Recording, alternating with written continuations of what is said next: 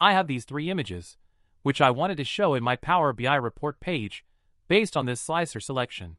In this table, I have the image path and the names. We know that we can convert it to Base64 and render these images. But in this process, you may notice that some of the images are not showing up. In this video, we will discuss about this issue and we'll solve it with another approach. So without a further ado, let's get into it.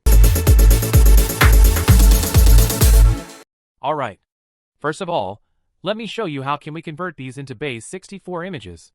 In order to do that, I will add a custom column to this table. This column I can name as binary content. The code is simple. I will just select web.content and then select the image link. This will add a binary column for all these images. Now I will add one more column to convert these to Base64. Please keep in mind that this process has a very big problem which we will solve. With this encode, we will add this text string to all the rows of this binary contents before it encoded into Base64. I will convert the data type to text and then close and apply this transformation. Next, I will insert a blank new car visual. And before I use this column, it is important to change the data type to image URL. Now I can drag this to field section. At this moment, it will not show anything. So I will disable the callout value, disable the labels. And then from this image section, select image URL, and then select my Base64 column. Alright.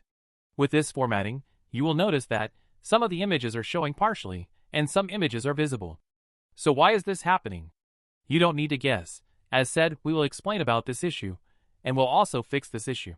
So this is happening because, when we encode images into Base64, it will convert it into text string, and Power BI has some limitations on number of characters. It can have maximum of 32,766 characters. And if encoding your image need more character, it will not be stored correctly. To solve this issue, let me go back to Power Query Editor and modify some of the steps. Here, I have removed the steps of encoding. This time, I will create new source and blank query.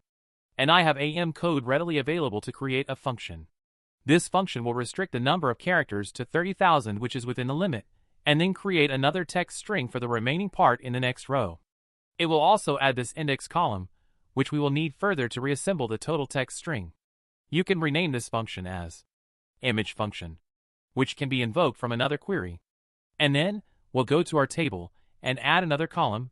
This column name again is Base64 images, but this time we will invoke our function, which will generate multiple rows for the text string so that the character limitations will be resolved.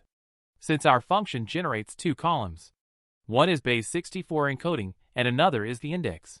We will add both of these columns. As that you can see, the text string is broken into multiple rows with maximum character limits of 30,000, so it will depend upon the image size, that how many rows it will generate. We will not combine it here. We will just load this table, and we'll create one small measure to combine all the text to form the complete string. So I will click on this close and apply button. You are seeing this broken visual, because earlier we used that older field. I will remove this, and before you create the DAX measure, don't forget to change the data type for this column to image URL. And now, let's create the final measure. This measure I can name as my images. The expression for the measure is pretty simple. First it will check if it has one value from this name field. It will add this text, and then it will concatenate all the texts of that particular selected images in the ascending order, so that it will form a complete string for the same selection.